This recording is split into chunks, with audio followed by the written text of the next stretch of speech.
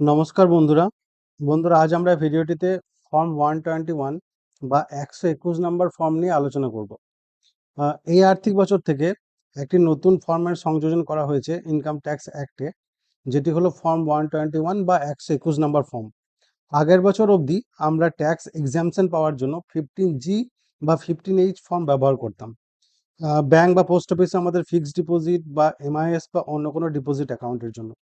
কিন্তু এই বছর থেকে ওই দুটি ফর্ম অর্থাৎ 15G ও 15H কার্যকরী হবে না।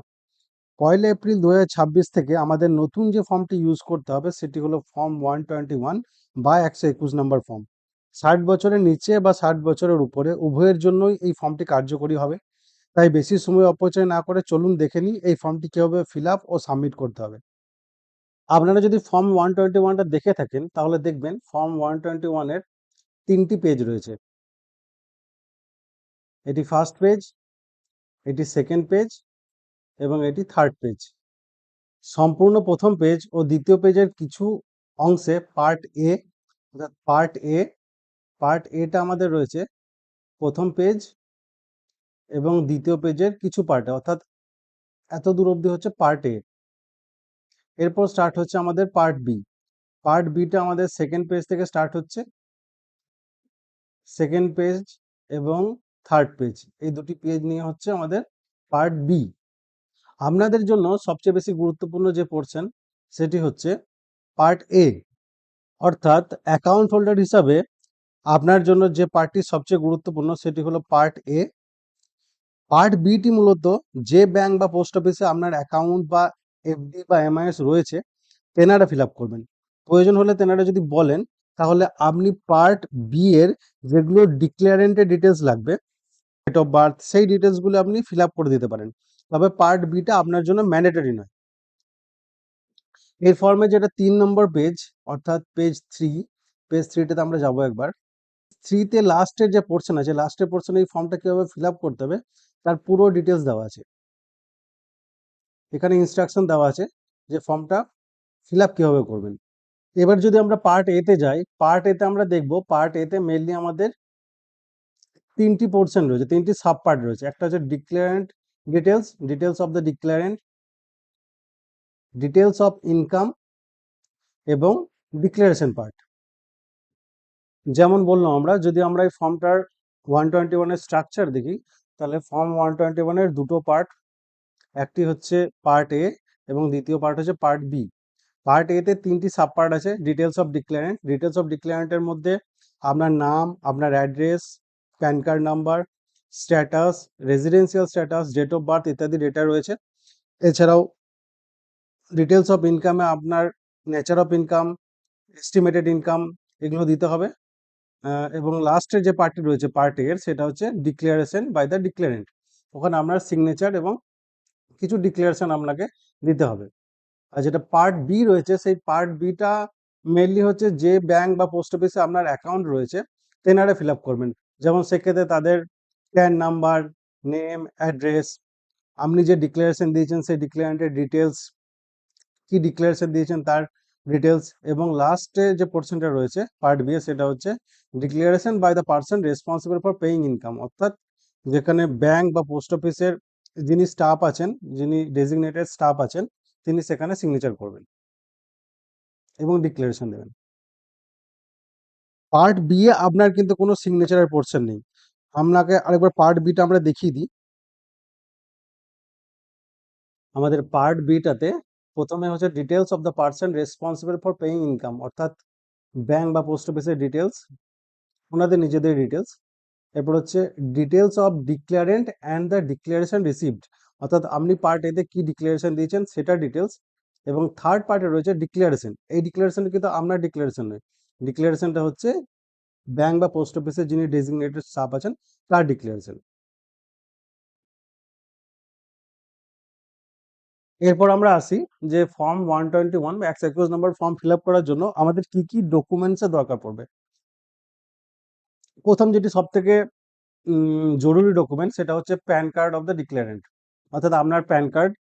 সেকেন্ড ডিটেলস হচ্ছে ট্যান অফ দ্য পেয়ার এটা আপনার পক্ষে ডকুমেন্টস নয়, যে ব্যাংক বা পোস্ট অফিসে আপনার অ্যাকাউন্ট আছে তেনাদের ট্যান নাম্বার। এরপর হচ্ছে proof of age, details of income or investment for which no TDS is to be deducted, আপনার ইনকামের ডিটেলস এবং লাস্টে ব্যাংক অ্যাকাউন্ট ডিটেলস। এবার ফর্ম 121 এর যেটা পার্ট এ রয়েছে, সেই পার্ট এটা আমরা কিভাবে ফিল আপ করবো সেটা আমরা দেখে নেব। দেখুন, প্রথমে রয়েছে নেম। নেমে ধরুন ধরুন আপনার নাম শ্রীকুমার ঘোষ, আপনি এখানে লিখবেন শ্রীকুমার ঘোষ।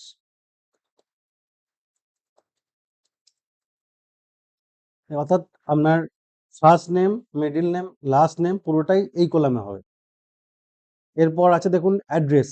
অ্যাড্রেসে আপনি আপনার ফুল অ্যাড্রেস লিখবেন, আপনার ভিলেজ বা সিটি, আপনার house number, pincode, district, state, পুরো ফুল অ্যাড্রেস লিখবেন, যেমন আমি লিখছি।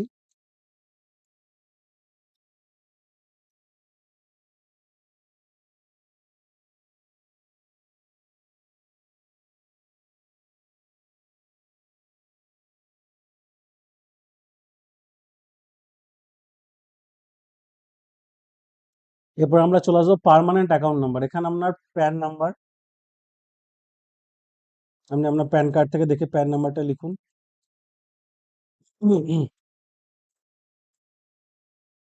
এরপর হচ্ছে আপনার স্ট্যাটাস। স্ট্যাটাস এখানে আপনি দেবেন ইন্ডিভিজুয়াল।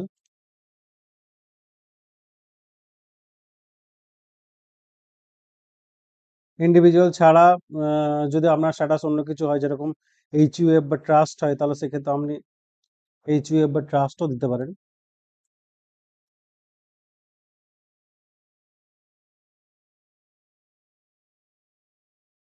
এরপর আমরা আসবো রেজিডেন্সিয়াল স্ট্যাটাসে। রেজিডেন্সিয়াল স্ট্যাটাস আমরা রেজিডেন্ট হতে পারি, আমরা ম্যাক্সিমাম রেজিডেন্টই।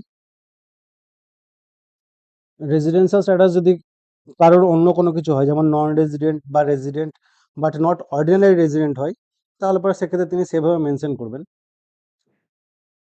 এরপর আসছে আমরা if resident individual whether age is 60 years or more at any time during the tax year. এখানে এটা আপনাকে মনে রাখতে হবে যে যদি আপনি আপনার বয়স যদি 60 বছর পেরিয়ে যায়, তাহলে এটা তো আপনি ইয়েস করবেনই, কিন্তু যদি যে ফিনান্সিয়াল ইয়ারের জন্য আপনি এটা ফিল আপ করছেন, মানে 2026-27-এর মধ্যে, মানে 1 এপ্রিল 2026 থেকে 31 মার্চ 2027-এর মধ্যে যে কোনো সময়ে যদি আপনি 60 ইয়ার্স ক্রস করেন, তাহলে সেক্ষেত্রে আপনি এখানে ইয়েসই করবেন।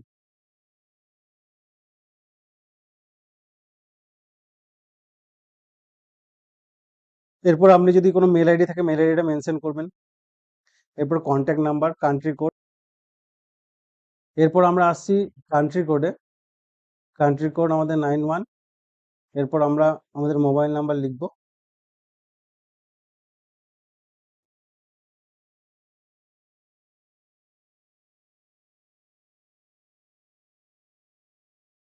এরপর আসবো আমরা ট্যাক্স ইয়ার। ট্যাক্স ইয়ারটা হবে আমাদের 2026-27।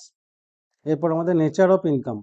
নেচার অফ ইনকামের মধ্যে আমরা যদি ব্যাংক বা পোস্ট অফিসের কথা ভাবি, যেখানে আমাদের ফিক্সড ডিপোজিট বা এমআইএস রয়েছে, সেক্ষেত্রে আমাদের ইনকাম নেচার হবে ইন্টারেস্ট ইনকাম। ইন্টারেস্ট ইনকাম ছাড়াও আমাদের অন্যরকম ইনকাম নেচার হতে পারে, যেমন ডিভিডেন্ড ইনকাম হতে পারে, আমাদের রেন্টাল ইনকাম হতে পারে, সেক্ষেত্রেও আমরা এই ফর্মটা ইউজ করতে পারি।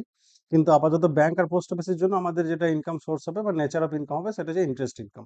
এরপর হচ্ছে estimated income for which declaration is made. এখানে আপনি আহ, এই আর্থিক বছরে, অর্থাৎ 2026-27 আর্থিক বছরে কতটা ইনকাম ভাবছেন আপনি ইন্টারেস্ট ইনকাম পেতে পারেন, সেটা লিখবেন। যদি আপনি 1 লাখ পান, তাহলে 1 লাখ লিখবেন।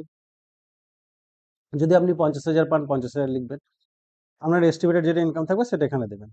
এরপর হচ্ছে আপনার, এরপর যেটা আমাদের 11 নম্বর ডিটেলস রয়েছে, অর্থাৎ এই ডিটেলসটিতে আপনাকে দিতে হবে যে এই 121 নম্বর ফর্ম ছাড়া আপনি যদি অন্য কোনো প্রতিষ্ঠানে বা ব্যাংকে আরো 121 নম্বর ফর্ম সাবমিট করে থাকেন, সেক্ষেত্রে আপনি এখানে ইয়েস মেনশন করবেন এবং তার ডিটেলসটা লাগবে, অর্থাৎ total number of 121 file earlier. অর্থাৎ দেখা যায় যদি আপনি অন্য কোনো ব্যাংক এবং পোস্ট অফিস বা অন্য কোনো প্রতিষ্ঠান মিলিয়ে আপনি আরো 5টি অলরেডি 121 সাবমিট করে ফেলেছেন, তাহলে সেক্ষেত্রে আপনি 5 লিখবেন এখানে নাম্বার।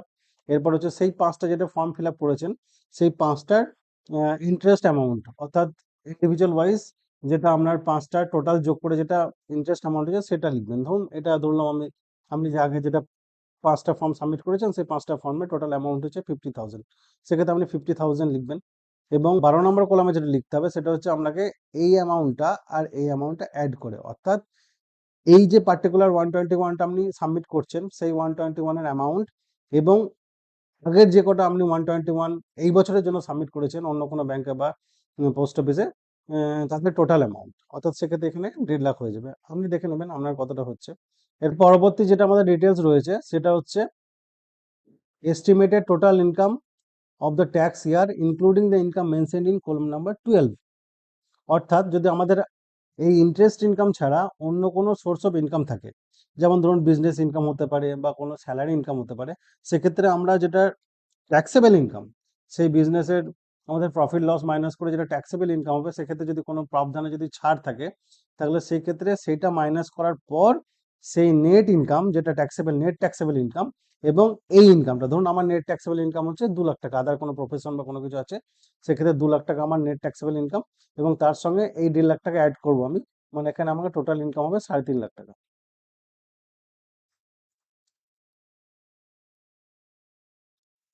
এরপর হচ্ছে 14 নাম্বার যেটা কলাম সেটা হচ্ছে details of the ITR file for previous two tax years.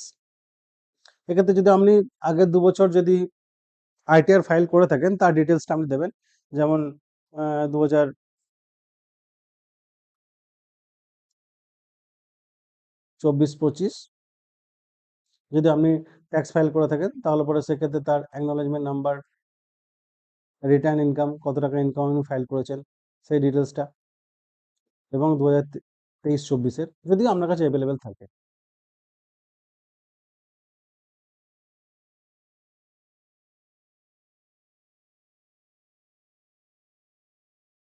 এই ডিটেলসটা দেওয়ার পর এক্ষেত্রে এখানে আপনার নাম চলে আসবে, I,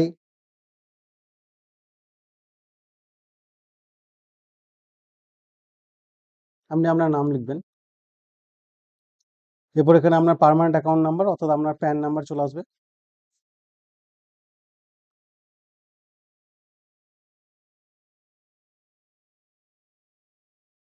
do hereby declare that to the best of my knowledge and belief what is stated above is correct, complete and is truly stated। এরপরে ডিক্লারেশন গুলো আপনি করবেন। এখানে ফর দ্য ট্যাক্স ইয়ার আপনি যদি এই বছরের জন্য ফিল আপ করেন তাহলে সেক্ষেত্রে এটা হবে 2026-27।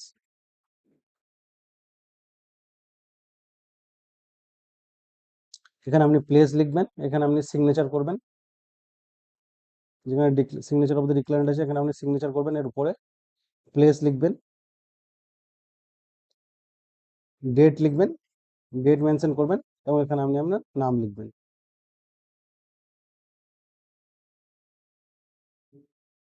এরপর যেটা পার্ট বি তে যদি আমি আসি, পার্ট বি তে আমরা দেখব এখানে details of person responsible for paying income. আপনি কিন্তু ডিক্লারেন্ট, আপনি এটা আপনার ডিটেলস নয়, এখানে এটা ব্যাংকের ডিটেলস হবে, নেম, অ্যাড্রেস, সেই ব্যাংক বা পোস্ট অফিসের প্যান নাম্বার, তাদের email ID, contact number, tax year. এরপর এইটুকু পোর্শন আপনি ফিল আপ করে দিতে পারেন, যেমন নেম অফ দ্য ডিক্লারেন্ট আপনি আপনার নাম দিয়ে দিলেন, পার্মানেন্ট অ্যাকাউন্ট নাম্বারে আপনার প্যান নাম্বার দিয়ে দিলেন, ইউনিক আইডেন্টিফিকেশন নাম্বার এটা আপনার যেটা ফর্ম 121 আছে সেটা সাবমিট করার পর এটা ইউনিক আইডেন্টিফিকেশন নাম্বার জেনারেট হবে ব্যাংকে বা পোস্ট অফিসে, তেনারা সেটা এখানে মেনশন করবেন। এরপর আপনি আপনার অ্যাড্রেসটা মেনশন করে দিতে পারেন, মেল আইডি মেনশন করে দিতে পারেন, কন্ট্যাক্ট নাম্বার মেনশন করে দিতে পারেন।